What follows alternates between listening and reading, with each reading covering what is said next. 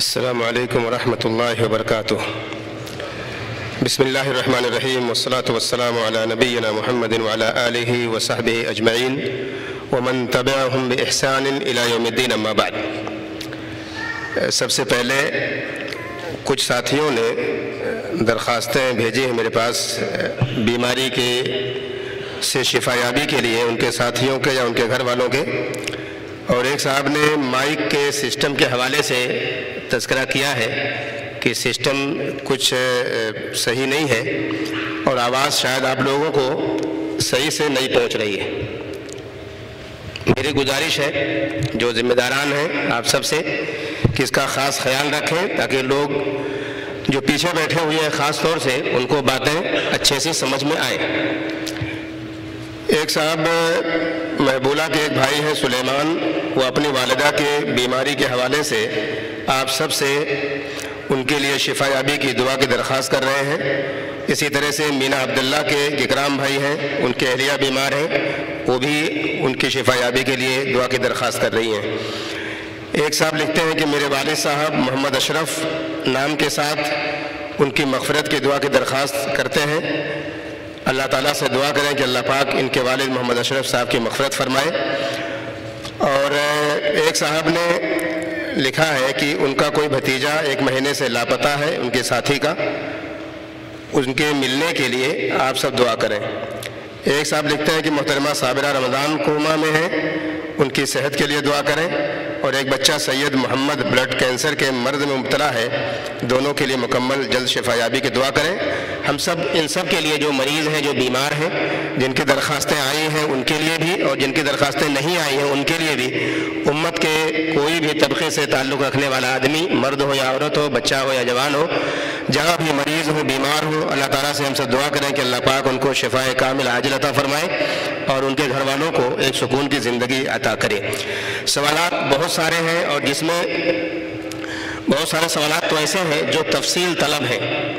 تفصیل کا مطلب ہے کہ مختصراً اس کو بیان کرنا بڑا مشکل ہے، اس لیے اگر کوئی بات رہ جائے تو میں آپ سے گزارش کروں گا کہ بعد میں کبھی فرصت نکال کے آپ اس کے بارے میں ٹیلی فون کے ذریعے رابطہ کر کے انشاءاللہ تفصیلی جواب آپ لے سکتے ہیں۔ چونکہ وقت کم ہے اس لیے میں سرسری طور پر کوشش کرتا ہوں کہ سارے سوالات جتنے بھی آئے ہیں ان سب کا جواب دے سکوں۔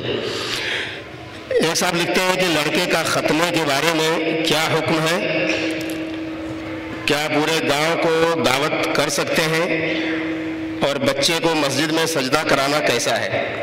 میرے خیال سے یہ 3 سوال ہیں، جس میں سے پہلا سوال یہ ہے کہ ختنے کا حکم کیا ہے۔ ختنے کے حکم کے حوالے سے فقہا کے یہاں اختلاف ہے۔ فقہا جو ہیں امت کے، ان سب کے یہاں اس مسئلے کے اندر اختلاف ہے۔ بہت سارے لوگوں نے اسے واجب کہا ہے، اور بہت جیسے امام احمد بن حنبل، امام شافعی رحمہ اللہ نے اس کو واجب کہا ہے، اور امام مالک نے اس میں شدت برتی ہے کہ ضرور بضرور اسے کرنا چاہیے ختنہ، جبکہ امام ابو حنیفہ وغیرہ کے ہاں یہ سنت ہے، اور اکثر و بیشتر علماء اسی طرف گئے ہیں کہ یہ سنت مؤکدہ ہے، کرنا چاہیے۔ اگر کوئی نیا مسلمان ہو رہا ہو یا بچہ ہی اگر بڑا ہو رہا ہو تو اس کو ختنہ کرنا چاہیے۔ وہی صاحب لکھتے ہیں کیا پورے گاؤں کو دعوت کر سکتے ہیں؟ یہ دعوت کیا اس کا تعلق ختنے سے ہے یہ مجھے نہیں پتا، یا شادی سے ہے یہ مجھے نہیں پتا، انہوں نے مبہم رکھا ہے یہ سوال۔ تو اگر ختنے سے تعلق ہے اس دعوت کا تو ایسے کوئی دعوت نہیں کہ پورے گاؤں والوں کو آپ دعوت دیں اس کے لیے۔ ہاں اگر خوشی کا موقع ہے، آپ چاہتے ہیں کہ اپنے گھر والوں میں، رشتہ داروں میں، عام طور پر گاؤں دیہات میں ہوتا ہے کہ گاؤں دیہات میں رشتہ داروں کو بلا کر کے کچھ دعوت وغیرہ کرتے ہیں، تو اگر شرعی کوئی قباحت اس میں نہ ہو، شریعت کا کوئی حکم اس کے آڑے نہ آتا ہو، تو اس طرح سے ہلکی پھلکی چھوٹی موٹی دعوت کرنے میں کوئی حرج نہیں ہونا چاہیے۔ لیکن آپ پورے گاؤں والوں کو دعوت دیں، اور اس پر جیسا کہ ہاں ایک چیز میں ذکر کر دوں، میں نے ابھی پچھلے سفر میں گاؤں کی طرف میرا جانا ہوا، میں نے ایک عجیب چیز دیکھی۔ چائے کی دکان پہ بیٹھے ہوئے تھے تو وہاں سے ایک دوسرے گاؤں سے ایک قافلہ نکلتا ہے، اور آگے آگے ایک گھوڑا ہے، اس گھوڑے پر ایک بچہ سوار ہے، اور اس بچے کے پیچھے اس کا والد بیٹھا ہوا ہے، اور پیچھے گاؤں کے گھر کی عورتیں چل رہی ہیں اور ڈھول تاشے بج رہے ہیں۔ اچھا، میں نے پہلی بار چونکہ زندگی میں دیکھا تو میں نے کچھ ساتھی وہاں تھے، ان سے پوچھا کہ یہ کیا ماجرا ہے؟ انہوں نے کہا اس بچے کا ختنہ ہونے والا ہے آج۔ انہوں نے کہا اس بچے کا ختنہ ہونے والا ہے. تو میں نے کہا کہ مطلب ختنہ ہو رہا ہے، ٹھیک ہے، اچھی چیز ہے، لیکن یہ ڈھول تاشے اور یہ ساری چیزیں کیوں ہیں؟ تو بولے نہیں، اس کو بس خبر دینی ہے لوگوں کو کہ اس کا ختنہ ہونے جا رہا ہے. تو یہ سب چیزیں خرافات ہیں، ان سب سے بچنا ضروری ہے ہمارے لیے.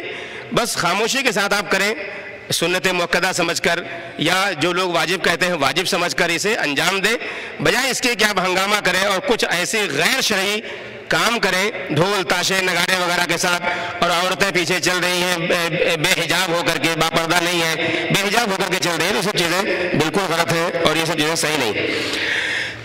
اور پھر وہی صاحب کہتے ہیں کہ بچوں کو مسجد میں سجدہ کرانا کیسا ہے؟ شاید اس کا تعلق بھی ختنے سے ہی ہے کہ ختنہ ہونے سے پہلے کیا اسے لے جائیں مسجد میں سجدہ کرائیں.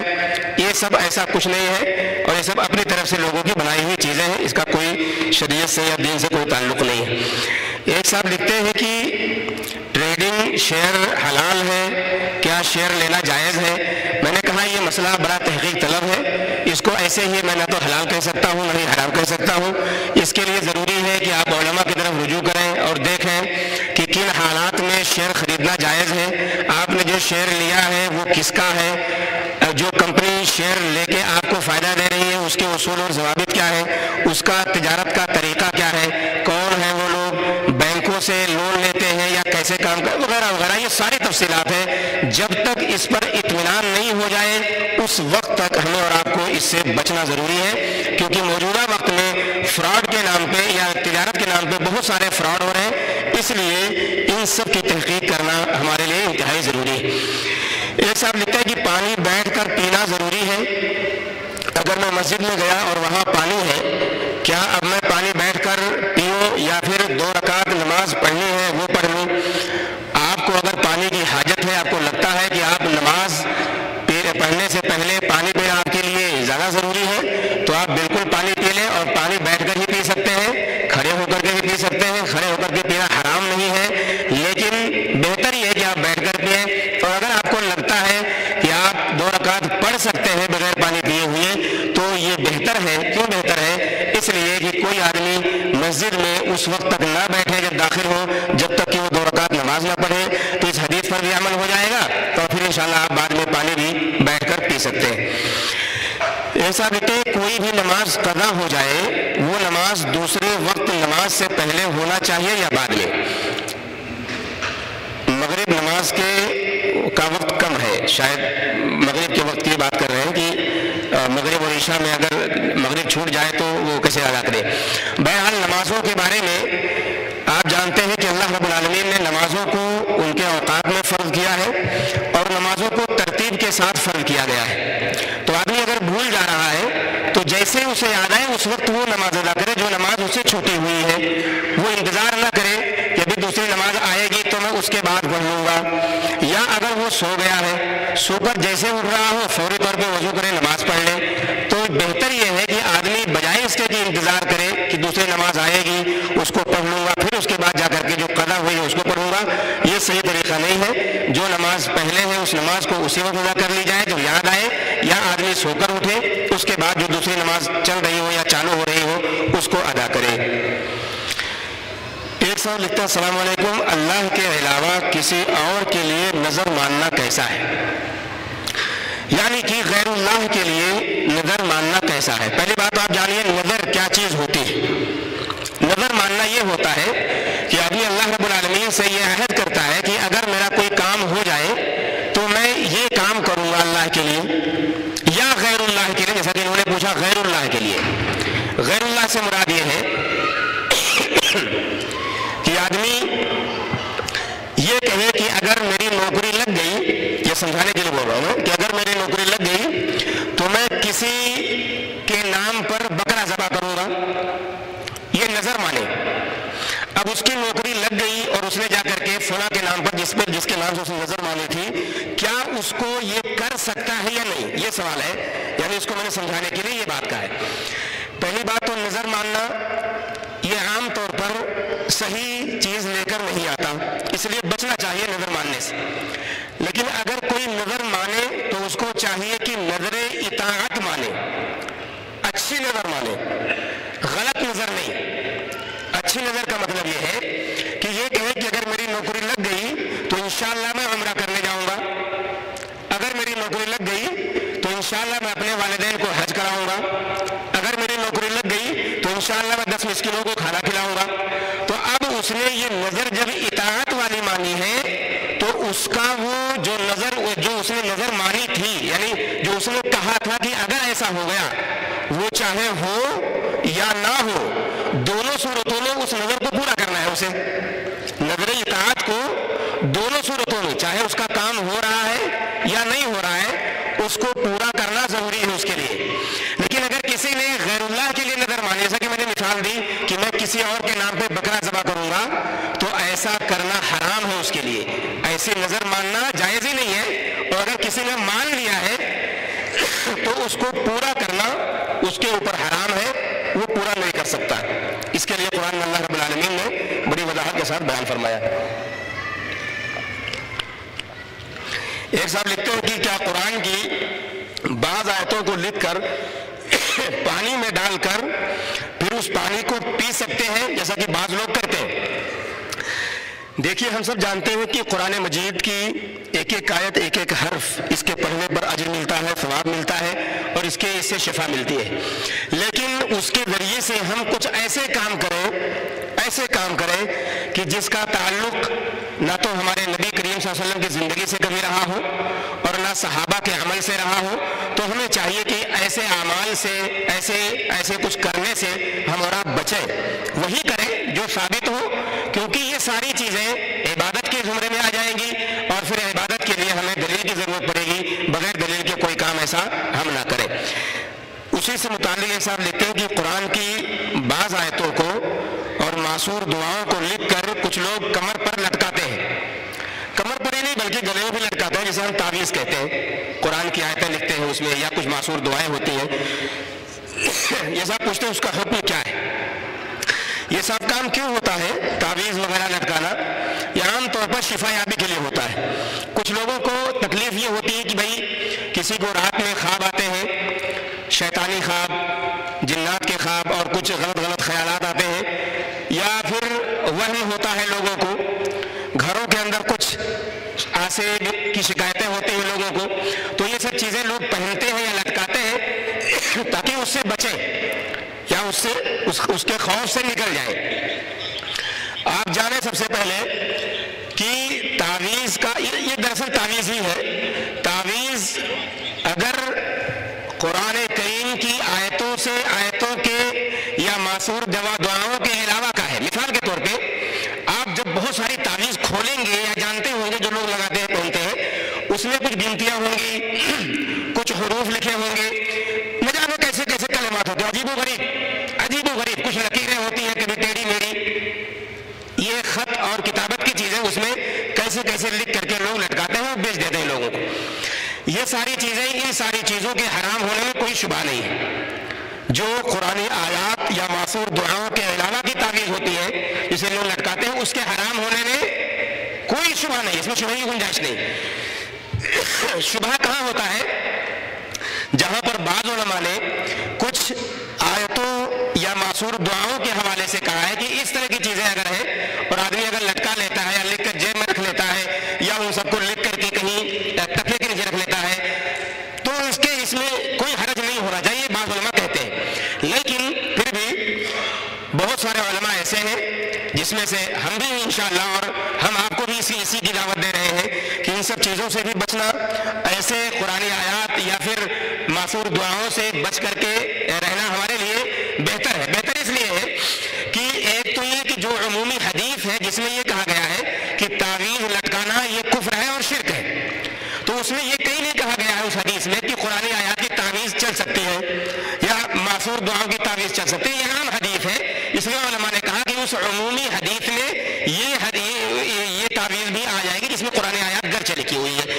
دوسری بات اس میں یہ ہے کہ عام طور پر ہوتا یہ ہے کہ ایک آدمی اگر کوئی چیز لٹکا رہا ہے، چاہے وہ گلے میں لٹکا رہا ہو یا ہاتھ میں پہن رہا ہو، تو یہ ضروری نہیں کہ وہ تعویذ ہی لٹکائے، کل کو وہ دوسری چیز بھی لٹکا سکتا ہے۔ بہت سے لوگ چلا پہنتے ہیں، کڑا پہنتے ہیں، دھاگے پہنتے ہیں ہاتھ میں، یہ تعویذ نہیں ہوتے، یہ بھی ایک دھاگا جو ہوتا ہے اسی تعویذ کا ایک حصہ ہوتا ہے جو یہ امید رکھتا ہے یا اندر سے ایک امید دلاتا ہے کچھ نہیں ہوگا.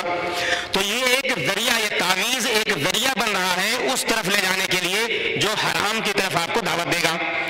تیسری چیز اس میں یہ ہے کہ قرآن کی آیات جب آدمی گلے میں لٹکائے گا، تعویذ پہنے گا، تو اسی کو پہن کر حمام میں جائے گا اور پھر اس کی توہین کرے گا، اور پھر ہو سکتا ہے اور بھی کچھ ایسے کام کرے کہ جس سے قرآن کی آیتوں کی بے حرمتی لازم آتی ہے.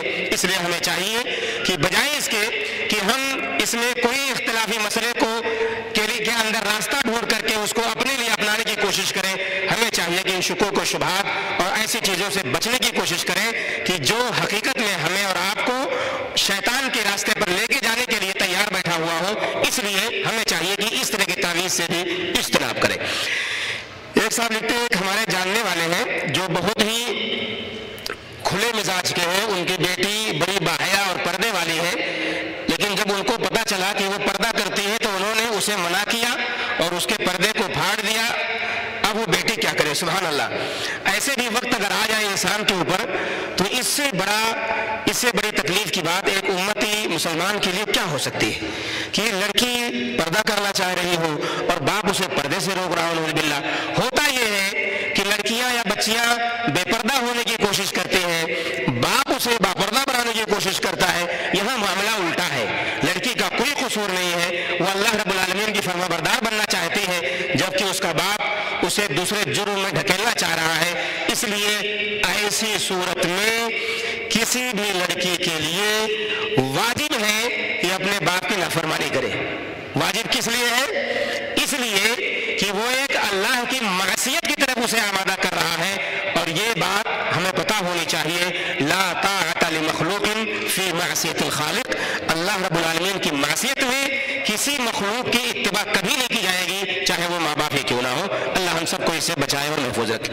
ایک صاحب لکھتے ہیں، حضرت علی اور حضرت معاویہ کے درمیان کچھ معاملات ہوئے تھے جس کے بارے میں لوگوں میں بہت سارے غلط فہمیاں ہو رہی ہیں. سوشل میڈیا پر بھی اس کو بہت غلط انداز میں بیان کیا جا رہا ہے. اس پر تھوڑی روشنی ڈالیں. یہ روشنی حقیقت میں لمبی ہے، اور یہ سب وہ لوگ ہیں جو صحابہ کرام کے دشمن ہیں، جنہوں نے صحابہ کرام کو رسوا کیا ہے، صحابہ کرام کے صداقت اور ان کی امانت پر انگلیاں اٹھائی ہیں. یہی وہ لوگ ہیں جو میرے معاویہ کے حوالے سے سوشل میڈیا پر گفتگو کرتے ہیں. اس لیے ہمیں چاہیے کہ ہم ایسے لوگوں سے ہوشیار رہیں، ایسے لوگوں سے ہم ہوشیار رہیں اور ان کی کسی پوسٹ کو یہاں وہاں نشر نہ کریں تاکہ ہم بھی کہیں مجرم نہ بن جائیں اور ان کے جرم میں شریک نہ ہو جائے. ایک صاحب لکھتے ہیں، بیچ والی تحیات چھوٹ جانے سے کیا صرف سجدہ سہو کافی ہوگا؟ جی بالکل، صرف سجدہ سہو کافی ہو جائے گا، لیکن اگر مکمل آپ کھڑے نہیں ہوئے ہیں اور مکمل کھڑے ہونے سے پہلے آپ کو یاد آ جائے تو آپ بیٹھ جائیے، تحیات پڑھ لیجیے، اس کے بعد پھر آگے اٹھیے. ولیمہ نکاح کے دوسرے دن کرنا ضروری ہے. ولیمہ دوسرے دن نکاح کے بعد کرنا بالکل ضروری نہیں ہے. آپ نکاح کے فوراً بعد بھی کر سکتے ہیں. بہتر یہ ہے کہ نکاح کے بعد جب خلوت ہو جائے، خلوت یعنی میاں بیوی خلوت میں مل لیں، اس کے بعد کریں، یہ زیادہ بہتر ہے. اس کے لیے دوسرا دن ہونا ضروری نہیں ہے، 1 گھنٹہ 1 ساعت بھی کافی ہے. اور اگر خلوت نہیں بھی ہے تو بھی علماء کہتے ہیں ولیمہ کے صحیح ہونے میں بالکل بھی کوئی قباحت اس میں نہیں، ولیمہ ہو جائے گا انشاءاللہ. سود کی رقم جو بینک سے ملتی ہے اسے کہاں خرچ کرنی چاہیے؟ کیا ضرورت ہے آپ کو سود کی رقم لینے کی؟ کہاں خرچ کرنا چاہ رہے ہیں آپ کیوں لیں گے اس رقم کو؟ اور اگر آپ لیتے ہیں تو کسی غریب بچے کی شادی ہو رہی ہے وہاں لگا دیجیے، کہیں نل ول لگ رہا ہو وہاں لگا دیجیے، روڈ بن رہا ہو اس کو کر دیجیے. اپنے لیے آپ استعمال نہ کریں، یہ ذہن میں رہے. اور کبھی بھی ثواب کی نیت سے اس پیسے کو دوسرے کو نہ دیں، یہ دھیان دیجیے گا اس کو. اس لیے کہ بہت سارے علماء کہتے ہیں کہ اس رقم کو آپ لے کر کے آپ کہیں بھی خرچ کر دیجیے، کہیں بھی خرچ کر دیجیے، بالکل کر دیجیے. آپ اگر آپ چاہتے ہیں لے کر کے خرچ کرنا تو آپ ثواب کی نیت اسے نہ کیجیے گا، کیونکہ وہ مال، پہلی بات تو ایسی ہے، وہ مال ایسا ہے جو بالکل حرام مال ہے، وہ سود کا مال، وہ جائز ہی نہیں ہے. آپ کے لیے اگر صحیح نہیں ہے اور آپ دوسرے کے لیے اگر وہ خرچ کر رہے ہیں تو آپ کی نیت اسے قطعی طور پہ ثواب کی نہیں ہونی چاہیے. کفارے کی رقم کویت میں کہاں جمع کر سکتے ہیں؟ یہ دیکھیے بڑا ادارہ جو آپ کے سامنے ہے جہاں یہ پروگرام ہو رہا ہے، ماشاءاللہ جمعیہ احیاء الطرف الاسلامی، یہ ایک بہت بڑا ادارہ ہے کویت کا. اس کی برانچیں پورے کویت کے اندر مختلف جگہوں پہ موجود ہیں. آپ بالکل کفارے کی رقم جمع کر لیں اور یہ مختلف جگہوں پر ان کفارے کی رقم کو پہنچاتے ہیں. مسجدوں میں نماز کے بعد کوئی بھی شخص امامت کے لیے آگے بڑھ جاتا ہے، اس میں کچھ بدعقیدہ لوگ وغیرہ بھی ہوتے ہیں، تو معلوم کے متعلق نہیں معلوم ہوتا، ایسے حالات میں الگ ہی پڑھنا بہتر ہے۔ نہ آپ الگ نہ پڑھیں بلکہ لوگوں کے ساتھ مل کر کے ہی پڑھ لیں۔ آپ اس کے ذمہ دار نہیں ہوں گے انشاءاللہ کہ وہ بدعقیدہ ہے یا کیا ہے، جو ظاہری طور پر آپ کو نظر آ رہا ہے اس پر عمل کر لیجئے انشاءاللہ، اور آپ کی نماز ہو جائے گی انشاءاللہ۔ اگر آپ کو پتہ ہے کہ وہ بدعقیدہ ہے، آپ جانتے ہیں، تو آپ بالکل دور ہٹ جائیے، لیکن اگر آپ کو یہ نہیں معلوم ہے کہ یہ کیسا ہے تو آپ بالکل پڑھ لیجئے انشاءاللہ، آپ کی نماز ہو جائے گی۔ ایک چھوٹا سا سوال ہے کہ یہاں پروگرام میں جو کھانا تقسیم ہوتا ہے وہ کس طرح کے پیسے کا دیا جاتا ہے؟ بالکل یہ ہمارے اور آپ کے جیب کا پیسہ ہے، یہ زکوٰۃ کا پیسہ نہیں ہوتا ہے کہ زکوٰۃ کے پیسے ہم اور آپ کو کھانے کھلا رہے ہیں، ایسا نہیں ہے، بلکہ یہ ہمارے اور آپ کے جیب کا پیسہ ہے۔ الحمدللہ بہت سارے آپ جیسے لوگ مخیر حضرات ہیں جو اپنے جیب سے دیتے ہیں، جس کا یہ کھانا آتا ہے۔ یہ سمجھتے ہیں گھر میں عورت کو کیسے رہنا جب اس کا مرد گھر کو کام سے آتا ہے، آدمی یعنی مرد کام کو جاتا ہے تو اس کے گھر والے اور بچہ سوتے رہتے ہیں، اس کے بارے میں حدیث دے۔ یہ میں کہاں سے حدیث لاؤں گا آپ کے لیے؟ آپ تربیت کیجئے ان کی، ان کو سمجھائیے، ان کو بتائیے کہ آدمی کے حقوق کیا ہیں، مرد کے حقوق کیا ہیں عورتوں پر، اپنی بیوی کو بتائیے، اپنے بچوں کو بتائیے، تعلیم دیجئے، سکھائیے، دینی مجلسوں میں شریک کرائیے، انشاءاللہ سمجھ جائیں گی وہ، اور پھر آپ کی جو شکایت ہے انشاءاللہ دور ہو جائے گی۔ وہ آپ کے جاتے وقت، گھر سے نکلتے وقت آپ کا خیال رکھے گی، اور اسی طرح سے آپ کے گھر میں کام آئے گی، آپ کی خدمت کرے گی، آپ کے ہاتھ پیر بھی دبائے گی، سر بھی دبائے گی انشاءاللہ، آپ کی ضرورت پر آپ کے کپڑے ساری چیزیں کرے گی انشاءاللہ۔ آپ سمجھائیے اسے، بتائیے، تعلیم دیجئے کیا حقوق ہے۔ اور ایک صاحب نے حقوق کے بارے میں پوچھا بھی ہے آخر میں میرے خیال سے کہ بیوی پر شوہر پر بیوی کے حقوق کیا ہے۔ ماشاءاللہ شوہر پر بیوی کے حقوق، ہمارے مرد حضرات بھی یہ ضروری ہے جاننا کہ بھائی ہمارے حق کیا ہے۔ اپنی بیویوں کو نہیں بتائیں گے کہ بھائی بیویوں کو کیا حقوق ہے شوہروں پر، یہ صاحب مرد صاحب نے لکھا ہوگا میرے خیال سے کہ بھائی بیوی کے حق جاننا ضروری ہے تمہیں، لیکن تمہاری بیوی کو تمہارے کیا حق ہے ان کو جاننا بتانا ضروری نہیں ہے۔ تو یہ سب غلطیاں ہوتی ہیں اصل میں کہ ہم لوگ اپنا جانتے ہیں لیکن ہم سامنے والے کو بتا نہیں پاتے کہ تمہیں کیا کرنا ہے۔ تو یہ دو طرفہ چیزیں ہوتی ہیں، جہاں پر بہت سارے حقوق مرد کے ہیں اس کی بیوی کے لیے، وہیں پر اس کی بیوی پر بھی بہت سارے حقوق ہیں اس کے مرد کے لیے۔ دونوں کو جاننا ضروری ہے کہ اسے کیسے ادا کیا جائے اور شوہر کی غیر موجودگی میں اس کے گھر کا کیسے خیال رکھا جائے، یہ ساری چیزیں، بچوں کی تعلیم و تربیت کیسے کی جائے، بہت ضروری ہے کہ یہ ساری چیزیں دونوں کو سمجھائی اور بتائی جائیں۔ ایک سوال ہے نماز میں ستر پوشی کی کیا اہمیت ہے؟ آج کل کے لوگوں میں جو چل رہا ہے کہ چھوٹے چھوٹے کپڑوں کا کہ جو کہ نماز میں رکوع اور سجدے کے دوران اوپر اٹھ جاتا ہے اور شرمگاہ تک نظر آنے لگتی ہے، آ جاتی ہے، تو کیا ایسی حالت میں نماز ہو جائے گی؟ اس بارے میں تفصیلی بحث کریں۔ تفصیلی بحث کہاں سے کروں گا، لیکن یہ جو کپڑے ٹی شرٹ وغیرہ لوگ پہنتے ہیں یہ بات بالکل صحیح ہے، جب وہ جھکتے ہیں سجدے میں جاتے ہیں یا رکوع جاتے ہیں تو شرمگاہ ان کی نظر آتی ہے۔ بالکل ضروری ہے کہ ستر نہ نظر آئے، نماز کے اندر ستر پوشی بالکل ضروری ہے، واجب ہے کہ اس کا خیال رکھا جائے۔ آپ اپنا خیال نہیں رکھتے، جو پیچھے ہوتا ہے آپ کے وہ بیچارہ آپ کی شرمگاہ سے شرمندہ ہوتا ہے، اس کی نماز خراب ہونے لگتی ہے۔ تو یہ ضروری ہے کہ آپ اس کا خاص خیال رکھیں، اس بھائی کی درخواست کا آپ خاص خیال رکھیں۔ کیا بیوی کا مہر دینا ضروری ہے؟ اگرچہ وہ معاف کر دیتی ہے تو بھی دینا ضروری ہے؟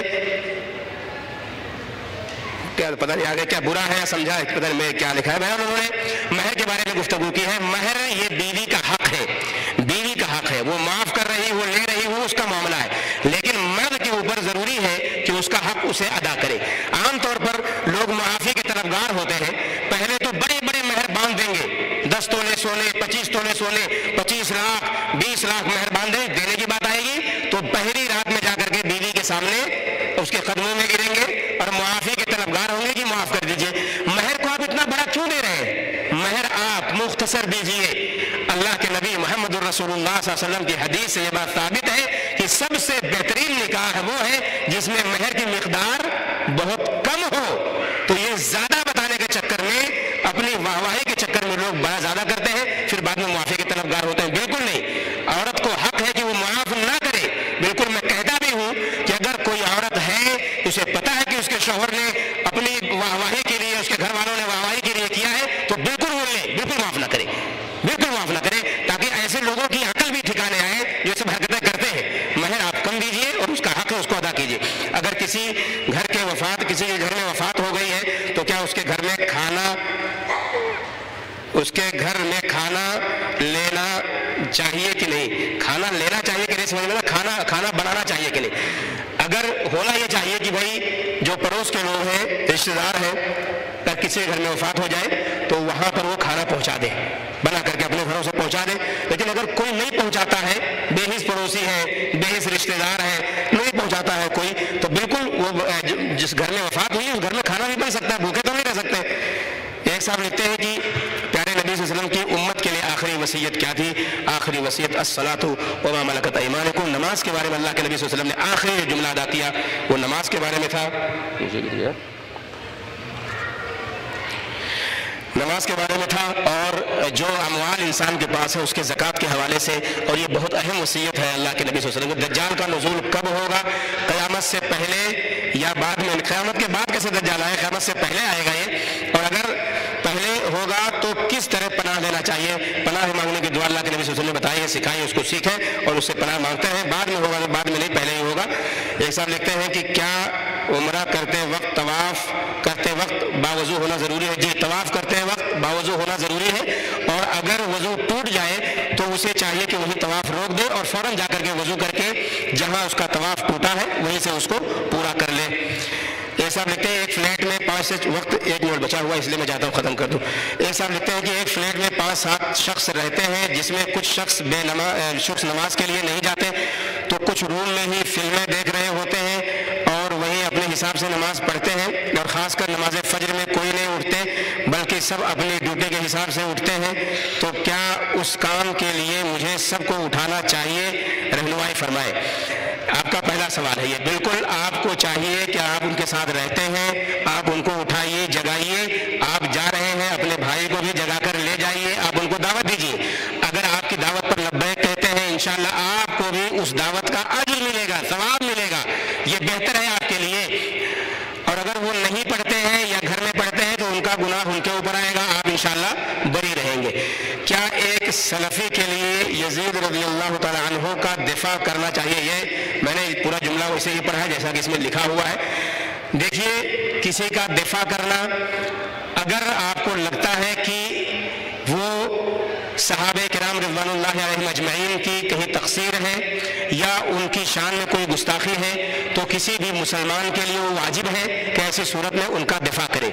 یزید کا معاملہ آپ سب جانتے ہیں کہ بہت سارے لوگوں نے یا بہت سارے علماء نے ان کے بارے میں بہت ساری گفتگو کی ہے، اس کے باوجود ہم لوگ یہ سمجھتے ہیں کہ ان کا معاملہ اللہ کے حوالے ہے، اللہ جانے گا، اللہ سمجھے گا، لیکن جو خوبیاں تھیں ان خوبیوں کا اعتراف انسان کو کرنا چاہیے، جو برائیاں تھیں ان برائیوں کو اللہ کے حوالے کرنا چاہیے۔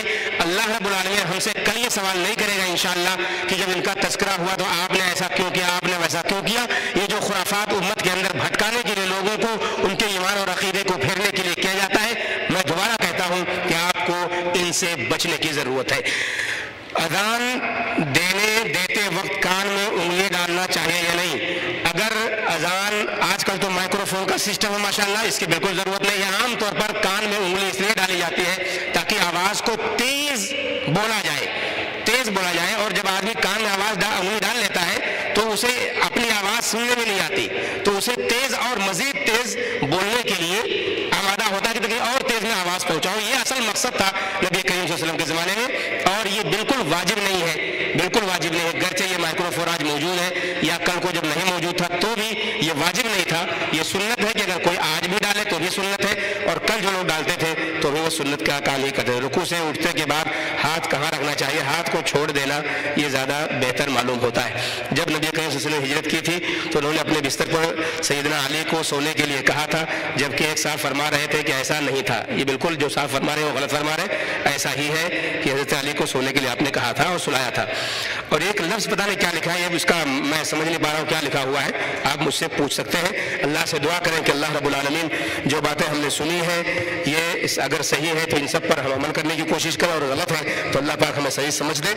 جو بھائی ہمارے یہاں موجود ہیں ان سب کے لیے میں خصوصی طور پر اللہ سے دعا کرتا ہوں کہ اللہ رب العالمین ہمارے اور آپ کے آمد کو قبول فرمائے، جب تک ہمیں زندہ رکھے، اسلام پر ہمارا خاتمہ تو ایمان پر، آمین رب العالمین۔